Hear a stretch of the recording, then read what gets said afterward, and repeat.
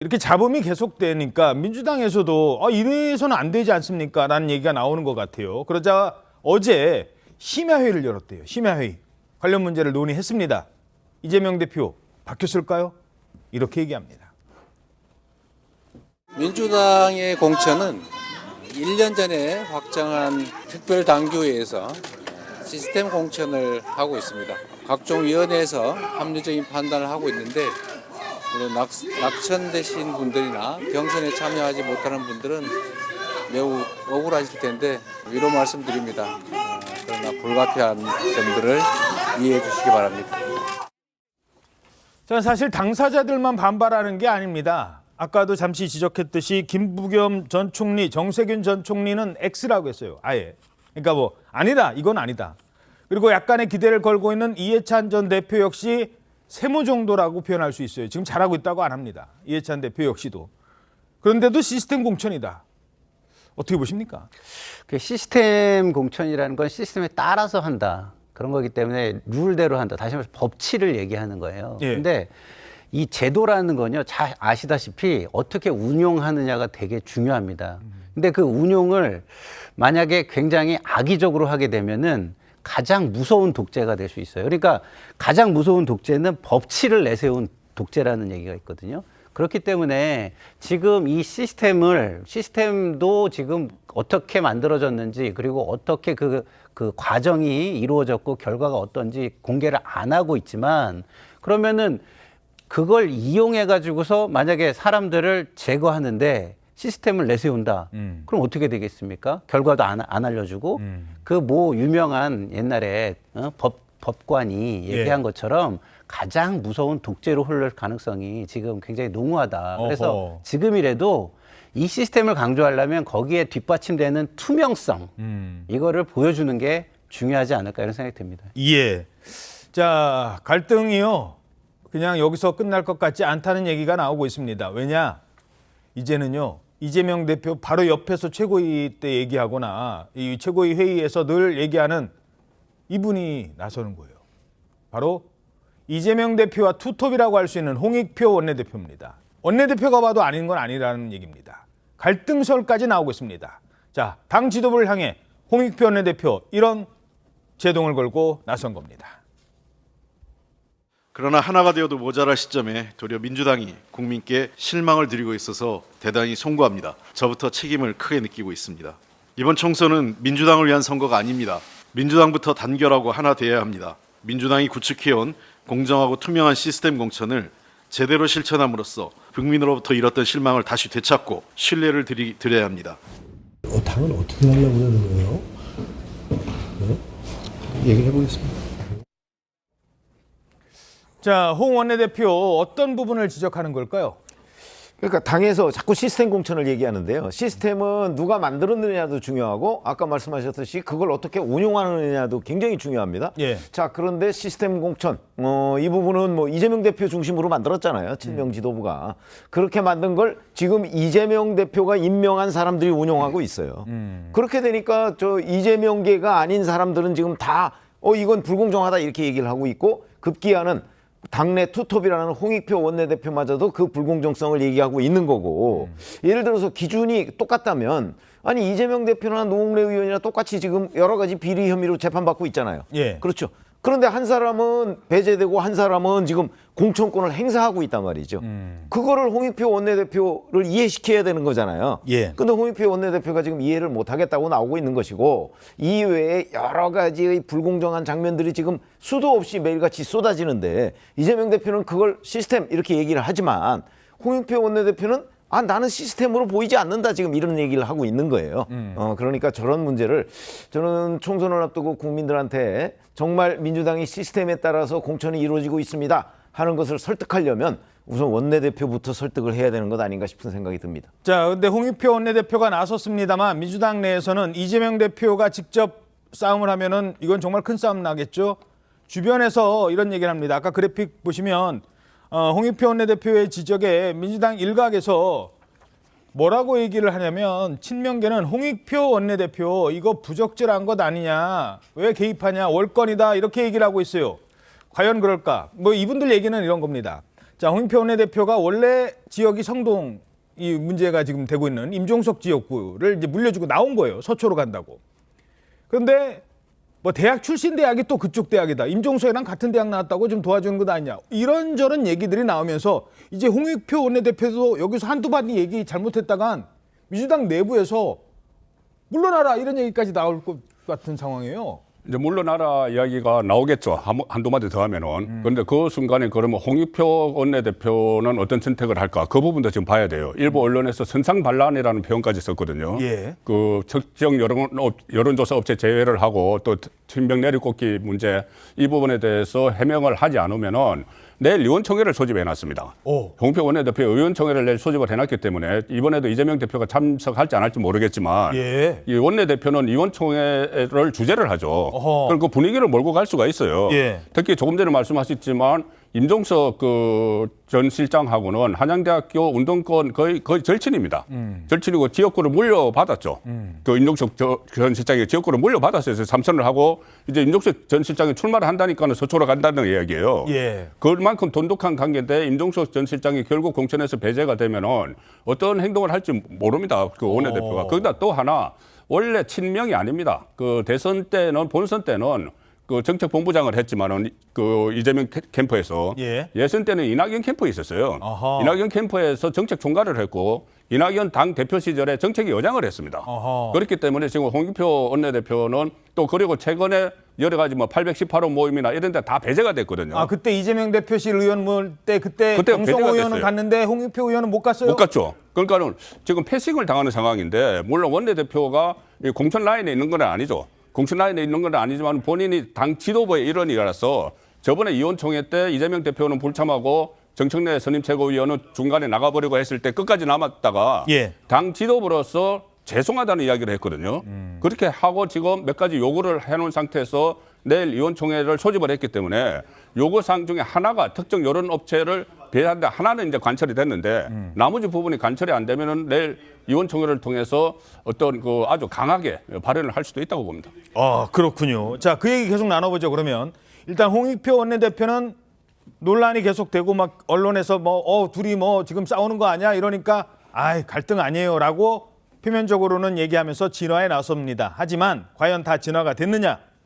뇌관이 있어요. 바로 홍익표 원내대표가 얘기했던 임종석 실장 문제 등 뇌관이 남아 있습니다. 서울신문 일면입니다. 투톱 충돌 진화 나선 민주당. 하지만 공천의 3대 뇌관은 남아 있다. 뭘까요? 추미애, 전현희, 이현주.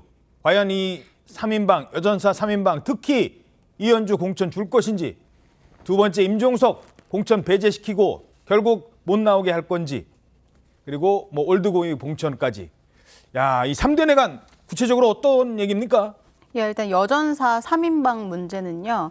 이 안규백 위원장이 수도권 전략 공천 이 가능성을 언급을 했었는데 이 문재인 전 대통령을 비판했던 이현주 전 의원의 공천 문제는 이 비명계 반발을 자극할 수가 있습니다. 예. 또 그리고 이 친명계에서는 이 공천 불가 기류가 강한 이 아까 송국권 의원님도 말씀하신 이 임종석 전 실장의 중성동갑 공천 여부도 이 뇌관으로 떠오를 수 있습니다. 어허. 그리고 이 마지막으로 올드보이 공천 난항인데요. 이 박지원 전 국정원장이나 정동영 전 장관 등 이 올드보이들이 있는데 이재명 대표가 떡잎이 져야 새순이 자란다 이렇게 말한 만큼 이들에 대한 공천 여부도 또 문제가 되고 있습니다. 자, 이른바 뭐 올드보이라고 불리고 있습니다만 박지원 전 국정원장 이재명 대표에게 호의적으로 보이다가 요즘 들어서 또 이 이재명 대표를 향해서 쓴소리도 계속 날리고 있습니다. 지금 어떻게 될지 모른다는 거예요. 뭐 그분들 얘기는 나중에 하고 제일 중요한 거 뇌관 임종석 전 실장 공천 여부인데 지금 화면 한번 볼까요? 임종석 실장이요. 지난 주말에 그 중성동갑 지역에서 계속 지금 선거운동 계속 하고 있어요. 네. 지금 이런 사람한테 지금 도저히 나가라는 게 본인은 이해가 안 될 것 같은데. 본인은 뭐 끝까지 버티겠다는 거죠. 시기적으로 지금 딴 데로 가서 뭐 해보기가 좀 어렵다. 이미 타이밍이 늦었다. 이렇게 좀 생각하는 것 같고요. 근데 문제는 이런 겁니다. 임종석 전 실장도 그렇고 더더군다나 야당의 지도부는 알아야 될 게 이겁니다. 이게 경쟁자들이 있고 그 경쟁자들과 경쟁을 하기 때문에 이것이 마치 경기인 걸로 아는데 경기가 아니에요. 이 정치는 경연입니다. 경연. 그러니까 누구랑 싸워서 이기는 게 아니라 국민들한테 자기의 모습을 최고의 모습을 선보이고 평가받고 선택받는 거지. 뭐 상대를 눌러서 이긴다고 해가지고서 그 상대만 누른다고 이기는 게 아니군요. 승리자가 되는 게 아니에요. 그러면 그걸 생각한다면 임종석 전 실장도 사실은 이렇게 할 게 아니라 본인이 험지를 가거나 불출마하는 게 맞고요. 지도부도 임종석 전 실장이 그렇게 하면은 너무 억울할 수 있잖아요. 그걸 달래기 위해서 지도부 자체도 험지를 가거나 불출마를 하는 게 국민들이 볼 때는 그 경연에 최고점을 줄 수 있는 그런 경연이 되는 거죠. 그러면 이재명 대표 네. 그 인천 계양 적어도 계양을 불출마 정도는 해야 된다. 그렇죠. 네. 저는 사실은 대표가 지금 불출마하고 당대표를 내려놓잖아요. 그러면 정권 심판으로 모든 게 흘러갈 수 있는 저는 물꼬를 트는 거라고 봅니다. 아직 시간 남아 있습니까? 아직 남아 있죠. 왜냐하면 지금 국민의힘의 공천이 사실상 반성이 하나도 없고 성찰이 하나도 없는 공천이거든요. 국민의힘 얘기는 이따가 할게요. 네. 어쨌든 그런 걸 보면은 시간은 남아 있다 이렇게 생각합니다. 어떻게 보십니까? 글쎄 너무 이상적으로 지금 말씀을 하시는 것 같아요. 제가 보기엔 현실 정치 저희들처럼 이제 기자 생활을 오래 한 사람은 사실 이상을 별로 얘기하지 않습니다. 왜냐하면 그 정치가 이상적으로 흐르는 경우는 저희들의 관찰 그 범위 내에서는 별로 없었어요. 정치는 늘 현실이 이상을 압도하는 국면에서 이루어지고 특히 선거 같은 경우는 이상적으로 이루어지는 그 공천이라는 지금 전 국민의힘도 포함해서 얘기하는 겁니다. 그런 건 없습니다. 그렇기 때문에 저는 이상보다는 지금 말씀하신 저런 내용은 실현될 가능성이 제가 보기엔 별로 없다. 이렇게 보고 이재명 대표가 지금 지역구에서 불출마한다는 게 말이 되는 얘기인가요?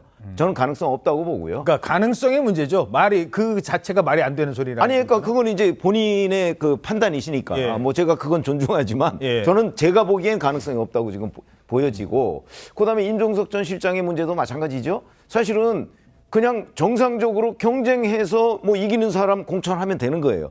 그러면 경선까지는 붙여주면 되잖아요. 근데 이재명 대표 생각은 임종석 전 실장이 국회의원 배지를 달고 돌아오는 거를 나는 못 보겠다 이런 뜻 아니겠어요? 그래서 지금 배제하려고 하는 거예요. 그렇기 때문에 제가 보건대 결국은 이재명 대표가 공천권을 쥐고 있기 때문에 이재명 대표의 뜻대로 움직일 것이다. 그러나 문제는 그 다음 또 하나의 판단이 있어요. 이제 국민들이 그 부분을 놓고 판단을 하겠죠. 잠깐만요. 짧게 제가 좀 반론을 드리면 이상이라고 말씀을 드리는데 그 이상이라는 표현 속에서 이런 건 정치권에서 절대 안 된다 이걸 담으신 것 같아요. 근데 과거에 그런 희생을 통해서 위대한 지도자로 국민이 부활시켜 준 사람들이 있잖아요. 김대중, 노무현이 등등 해가지고 그분들이 있기 때문에 꼭 이상만은 아니다. 이거는 결단의 문제인 거지 그 사람이 결단할 수 있는 자질이 있느냐의 문제로 보시는 게 더 합당하지 않을까 이런 말씀을 드립니다. 저도 한 줄은 말씀드려야 되는데요. 그러면 이재명 대표를 김대중, 노무현 전 대통령 수준으로 지금 말씀을 하신다면 혹시 가능할 수도 있겠다 이런 생각이. 자, 그런데 이거 하나는 제가 우리 송권 의원께 질문드리죠. 뭐냐면 자 지금 뭐 경선은 적어도 줘야 된다라고 하는데 경선조차 안 줘요. 왜? 임종석은 경선하면 가능성이 좀 이길 가능성이 있다고 언론에서 평가하니까 전 잘 몰라요. 근데 어찌됐든 그렇게 보고 그다음에 박용진 의원 같은 경우는 경선을 붙여주긴 붙여주는데 점수 확 깎아서 그것도 나중에 혹시 어떻게 될지 모르니까 3자 대결에서도 결선 투표까지 가게 이런 구도를 만들어요. 그럼 이 정도 되면 언론에서도 민주당 주변에서도 전직 총리들도 문제 있어라고 얘기를 할 텐데 본인도 알 텐데 왜 박용진 그리고 임종석만큼은 이런 비판 요소가 많음에도 불구하고 여긴 안 돼, 여긴 안 돼로 가는 걸까요? 이재명 대표가 말씀했죠. 한 사람은 본인의 과거 본인에게 상당히 이 적대적으로 대해서 본인을 곤란하게 난처하게 만들었고 한 사람은 앞으로 본인에게 큰 장애물이 되기 때문이죠. 박용진 의원 같은 경우는 그 당 대표 경선 그리고 대선 후보 경선에 출마를 했죠. 그때 이재명 대표를 아주 신랄하게 공격을 했습니다. 이 대선 때 대장동 이런 것 때문에 만약에 후보가 되면은 정권을 연장하지 못한다 이거 이야기했고. 또 당 대표 경선 때는 대표가 되면 총선에서 진다 이 이야기까지 다 했어요. 그래서 가장 이 아픈 곳을 많이 건드렸기 때문에 과거에 박용진 의원은 이제 배제를 하는 것이고 임종석 전 실장은 만약에 이번에 국회에 다시 등판을 하면은 누가 뭐래도 친문의 핵심이 됩니다. 친문 진영의 핵심이 되고 당장 이 8월 달에 전당대회에 있어요. 전당대회 지금 이재명 대표가 다시 당권을 잡기 위한 노력의 일환으로 지금 이 공천을 이렇게 하는 거예요. 그런데 만약에 임종석 전 실장을 공천을 줘서 국회에 등판을 시키면은 지금까지 해왔던 모든 노력이 다 숲으로 돌아갈 수가 있어요. 예. 8월 전당대회를 통해서.